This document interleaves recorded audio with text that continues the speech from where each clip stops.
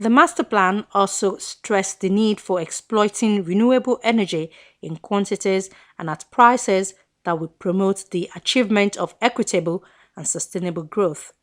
But with vast renewable energy resources, a national energy policy, and a national renewable energy master plan, Nigeria is still far behind in renewable energy development and usage. Our challenges really has been, first, Nigeria, the main state of the economy has been oil and gas. So the work we have to do greatly now is to change the mindset, okay, from the fossil fuel-based energy and to renewables, at least for us to comply with the United Nations UNFCCC requirement of having greener environment and less pollutants, especially carbon dioxide to the atmosphere. So then the other thing is also lack of enabling legislation, like in other countries, even our neighboring country, West Africa, like Ghana, already has successfully, passed legislation, and they have gotten what they call Renewable Energy Act. Sudan has done the same thing. Renewable energy investors are currently looking for investment opportunities in Nigeria after the country was ranked one of the 4 top investment destinations and growth areas in the world. Understandably, many private investors are not willing to take part in this paradigm, which is being championed by their counterparts in developed countries. There is a measurable amount of risk due to political and economic uncertainties in the nation, just like in other parts of Africa. The way we are moving so far, like I said, we need co-investors, okay? So what we are doing now, even this 2014, as part of our program, is to discuss with co-investors and ultimately get partnership with them. And by the time we do that, we now dust our feasibility studies and then start implementation in earnest.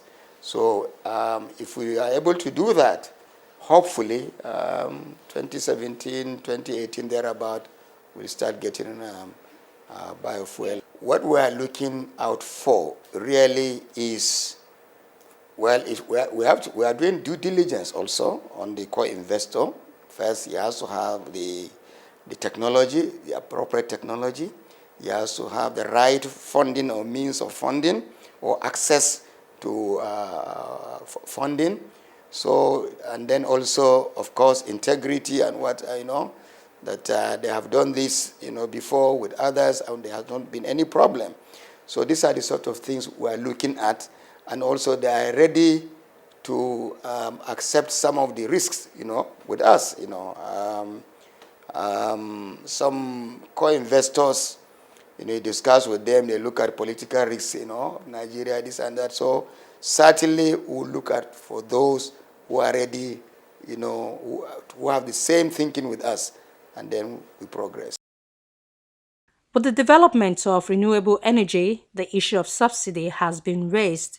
The whole debate of renewable energy development and subsidies and the related calls for free market supremacy have been asked to be influenced by the basic historical fact that energy subsidies have been constant in most countries of the world. Most energy subsidies have gone to developing fossil fuel resources. Over time, the oil and gas industry has profited from tax breaks compared to the renewable industry. If you look at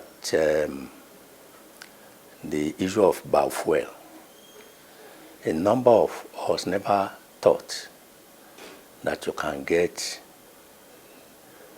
oil from the different types of seed and greens that we have. We also need to appreciate the fact that it is a reality of our time to address the different needs, and these different needs will also lead us to the different opportunities. And when you look at the issue of energy, for instance, people are being advised, why do you need to cut trees? Can't we look for alternative to cutting trees?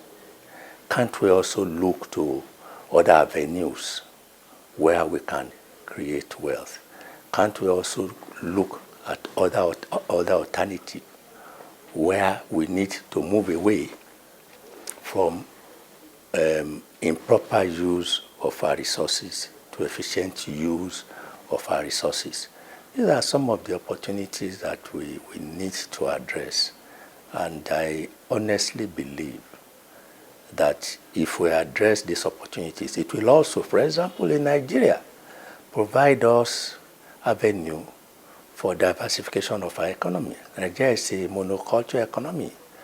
Oil forms 90% of our GDP, but there are other things that we can do. For example, agriculture. We can't, out of cassava, for example, the number of things come up. Out of the leaves that we think are not important, look at what the Chinese have done with leaves. Other countries are doing it. And that brings us to the issue of research. What do we do with what we have? And that is why some of us are continuing to say that the issue of climate change is knowledge-based.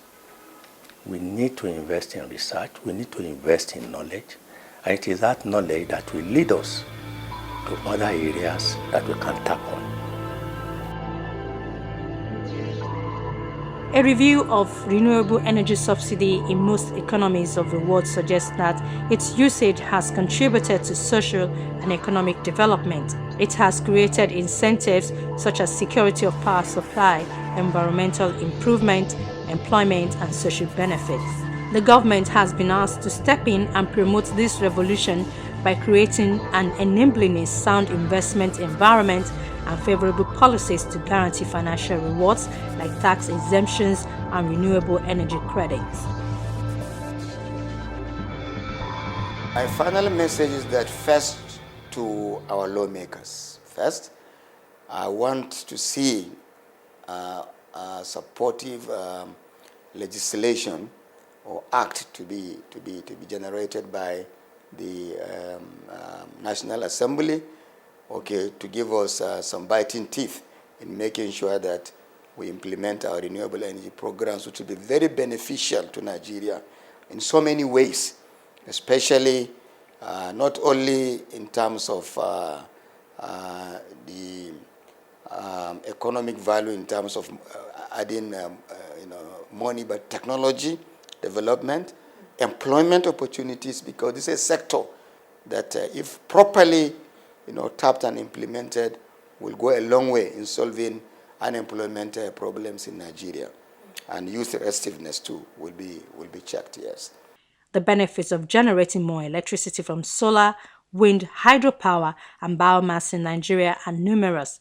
The most apparent are the creation of millions of jobs, increased incomes, economic growth, and of course, more stable power supply. Nigeria, statistical information we've gotten from our Greek ministry is that we have about 33 million hectares of cultivable arable agricultural land in Nigeria, and so far we have tapped less than 10% of that. So I believe there is no conflict, energy or food versus energy. Rather, it's food and energy moving together. And we in NMPC, all our biofuel projects are geared towards maintaining food production and at the same time providing a greener energy. The Energy Revolution 2012 states that renewable energy, if smartly used, can and will meet our demands.